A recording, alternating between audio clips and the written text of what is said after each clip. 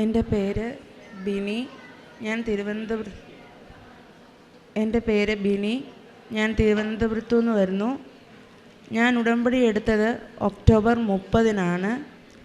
ഞാൻ ഇവിടെ വരാൻ ഇടയായതിൻ്റെ സാഹചര്യം എന്ന് പറയുന്നത് 2019 ഞാനും എൻ്റെ ഭർത്താവും തമ്മിൽ വേർപിരിഞ്ഞ് നിൽക്കുകയായിരുന്നു.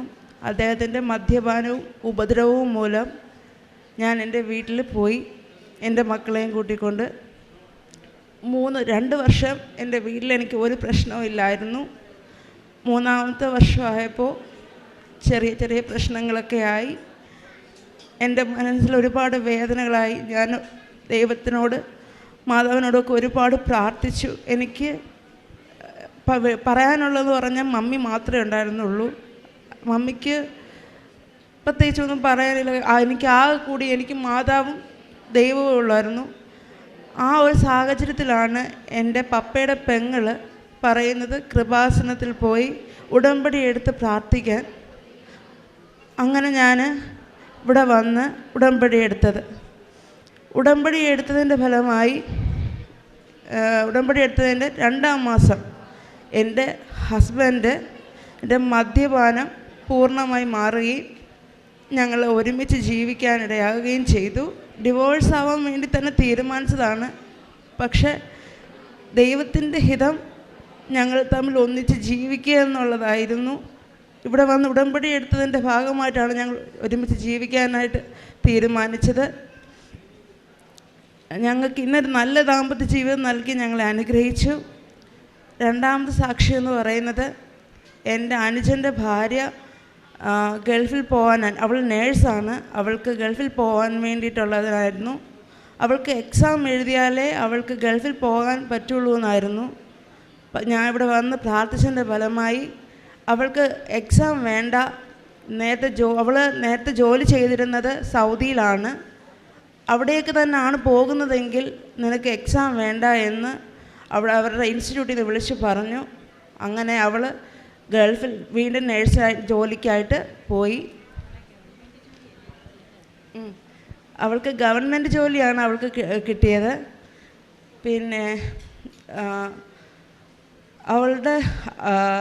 എനിക്ക് ഒരാഴ്ചയായി യൂറിൻ ഇൻഫെക്ഷൻ വന്നു. എനിക്ക് ഇവിടുത്തെ വെഞ്ചരിച്ച ഉപ്പ് ഇട്ട വെള്ളം ഞാൻ കുടിച്ച് എൻ്റെ ആ യൂറിൻ ഇൻഫെക്ഷൻ എനിക്ക് മാറിക്കിട്ടി. ഞാൻ എല്ലാ ചൊവ്വാഴ്ചയും ധ്യാനം ഞാൻ കേൾക്കും. അതുപോലെ തന്നെ എനിക്ക് മാതാവിനെ എനിക്ക് സ്വപ്നത്തിൽ കാണുവാൻ സാധിച്ചു. എനിക്ക് എന്തെങ്കിലും വിഷമം ഉണ്ടെങ്കിൽ ഞാൻ ഉടനെ ഞാൻ ദൈവത്തോട് പറയും, അച്ഛൻ്റെ ധ്യാനം കേൾക്കാൻ, അച്ഛൻ്റെ ധ്യാനം താ, എനിക്ക് അതിനൊരു മറുപടി തരാൻ പറയും. അങ്ങനെ ഞാൻ ടോക്ക് കേൾക്കുമ്പോൾ എനിക്ക് സമാധാനത്തിന് ഒരു ഉത്തരവായിരിക്കും അച്ഛൻ്റെ ആ ടോക്കിലുള്ളത്. ഞാൻ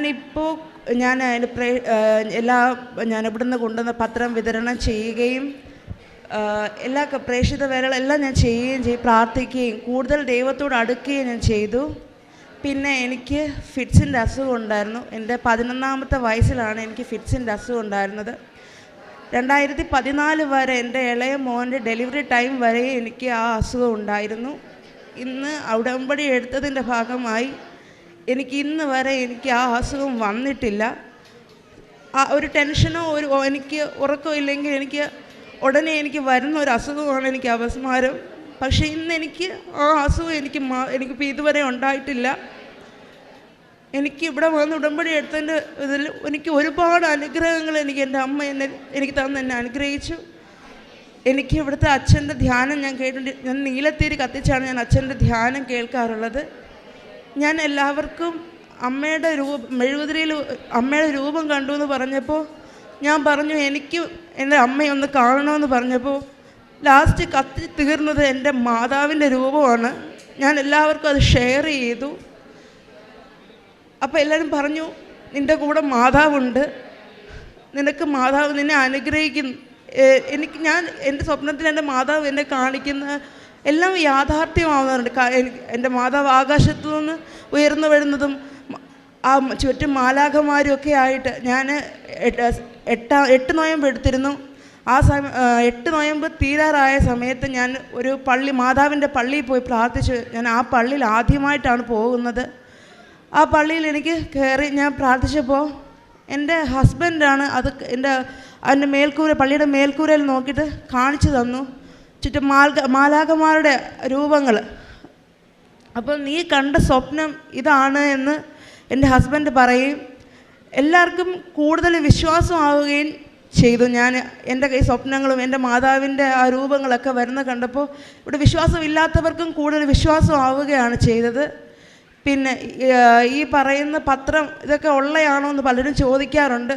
ഞാൻ പത്രം കൊടുക്കുമ്പോൾ ഞാൻ പറയും ഇതെൻ്റെ ജീവിതത്തിലുണ്ടായ അനുഭവങ്ങളാണ്. മറ്റുള്ളവർക്ക് സാധാരണ ചിലപ്പോൾ എല്ലാവരും വിതരണം ചെയ്യുന്നത് ചുമ്മാ കൊണ്ടുവന്ന് വിതരണം ചെയ്യുകയായിരിക്കും. പക്ഷേ ഇതെൻ്റെ ജീവിതത്തിൽ എനിക്കുണ്ടായ അനുഭവങ്ങളായിട്ടാണ് ഞാൻ ഈ പത്രം വിതരണം ചെയ്യുന്നതെന്നാണ് പറഞ്ഞിട്ടാണ് ഞാൻ ഈ പത്രം കൊടുക്കുന്നത് തന്നെ. എനിക്ക് ഇവിടുത്തെ പത്രം കൊണ്ടുവന്ന് ഓരോരുത്തർ വിതരണം ചെയ്തിട്ട് ഈ ആൾക്കാർ വാങ്ങിച്ചു കഴിഞ്ഞപ്പോൾ ആൾക്കാർ ഇപ്പോൾ കളയാറുണ്ട്. അത് എനിക്ക് എവിടെയെങ്കിലും ഒരു പത്രം ഞാൻ കാണുമ്പോൾ അത് എവിടെയെങ്കിലും എനിക്ക് കിട്ടിയിരുന്നെങ്കിൽ എന്ന് ഞാൻ ആലോചന. അപ്പോൾ ഇടയ്ക്ക് ഇങ്ങോട്ട് വന്ന് റോഡിലോട്ട് നോക്കിയപ്പോൾ അവിടെ ആരോ കൊണ്ടുവന്നിട്ടിരിക്കും. ഞാനത് എടുത്ത് ഞാനതിലെ സാക്ഷ്യം മുഴുവനും വായിച്ച് ഞാനത് ആർക്കെങ്കിലും അത് വിതരണം ചെയ്യും. അതുപോലെ വെട്ടുകാട് പള്ളിയിലെ തിരുനാളാണിപ്പോൾ. അവിടെ പത്രം കൊണ്ടുവന്ന് വിതരണം ചെയ്ത് കുറേ ആൾക്കാർ അവിടെ ഇട്ടിട്ട് പോയി. അത് ഞാൻ എടുത്ത് അതിലെ സാക്ഷ്യങ്ങൾ വായിച്ച് ഞാൻ അവിടെയുള്ള ആൾക്കാർക്ക് വിശ്വാസമുള്ള ആൾക്കാർക്ക് ഞാനത് വിതരണം ചെയ്തു. പിന്നെ എന്നാൽ കഴിയുന്ന പ്രേക്ഷിത വേലകളെല്ലാം ഞാൻ ചെയ്യുന്നുണ്ട്. ഈ വിശ്വാസമില്ലാത്തവർക്ക് കൂടുതൽ വിശ്വാസം ഞാൻ പറഞ്ഞു കൊടുത്ത് ഇവിടെ പോയി പ്രാർത്ഥിക്കുക. നിങ്ങൾക്ക് ആ മാതാവ് അതിനുള്ള ഉത്തരവ് എല്ലാം നൽകും. നിങ്ങൾക്ക് അസുഖങ്ങൾ സൗഖ്യം പ്രാപിക്കും.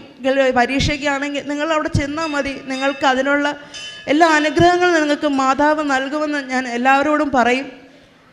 ഞാൻ എല്ലാവരും അറിയിക്കാൻ നോക്കും. എല്ലാവരും ഞാൻ യൂട്യൂബിലായാലും അങ്ങനെയൊക്കെയാണ് ഞാൻ ഷെയർ ചെയ്യാറുണ്ട് എല്ലാവരോടും. അങ്ങനെയൊക്കെയാണ് കൂടുതലും ഞാൻ പ്രേക്ഷിത വേല ചെയ്യുന്നത്. ഞാൻ എന്നാൽ കഴിയുന്ന രീതിയിലെല്ലാം ഞാൻ ചെയ്യാറുണ്ട്. ഞാൻ ഒന്നും മുടക്കിയിട്ടില്ല, പ്രാർത്ഥന മുടക്കാറില്ല. ഞാൻ ജപമാല ചൊല്ലും, അച്ഛൻ്റെ ധ്യാനം കേൾക്കും. എനിക്ക് എൻ്റെ അമ്മ ഒരുപാട് അനുഗ്രഹങ്ങളാണ് എനിക്ക് നൽകിയിട്ടുള്ളത്. ഞാൻ ഇപ്പോൾ സാക്ഷ്യം പറയാൻ ഒരുപാട് വൈകി. ഞാൻ ഉടമ്പടി ഒന്ന് ഞാൻ ഉടമ്പടി പുതുക്കിയപ്പോൾ അടുത്തത് എഴുതിയപ്പോൾ എനിക്ക് കുറേ കാലതാമസം വരുന്നുണ്ട്. അത് എന്താണ് എന്ന് നോക്കിയപ്പോൾ എൻ്റെ മനസ്സിൽ എനിക്ക് പറയുന്നുണ്ട്, നീ പോയി സാക്ഷ്യം പറ. ഈ ആദ്യത്തെ ഉടമ്പടിയിൽ നിനക്ക് കിട്ടിയ സാക്ഷ്യം നീ പോയി പറ. അത് കഴിഞ്ഞിട്ട് നിനക്ക് ഈ രണ്ടാമത്തെ നീ പുതുക്കിയ ഉടമ്പടിയിലെ കാര്യങ്ങൾ നിനക്ക് സാധിച്ചു തരുമെന്ന് പറഞ്ഞു. അപ്പോൾ ഇനിയും ഞാൻ ഇവിടെ വന്ന് സാക്ഷ്യം പറഞ്ഞ് ഞാൻ തിരിച്ചു പോകുമ്പോൾ ഞാൻ പുതുക്കിയ ഉടമ്പടിയിലെ കാര്യങ്ങൾ എൻ്റെ മാതാവ് എത്രയും വേഗം തന്നെ എനിക്ക് സാധിച്ചു തരികയും അതുമായിട്ട് അതിൻ്റെ സാക്ഷ്യം പറയാൻ ഞാൻ വീണ്ടും ഈ ആൾത്താരെ വരികയും ചെയ്യും. എന്നെ അനുഗ്രഹിക്കുകയും ചെയ്യും എൻ്റെ മാതാവ്.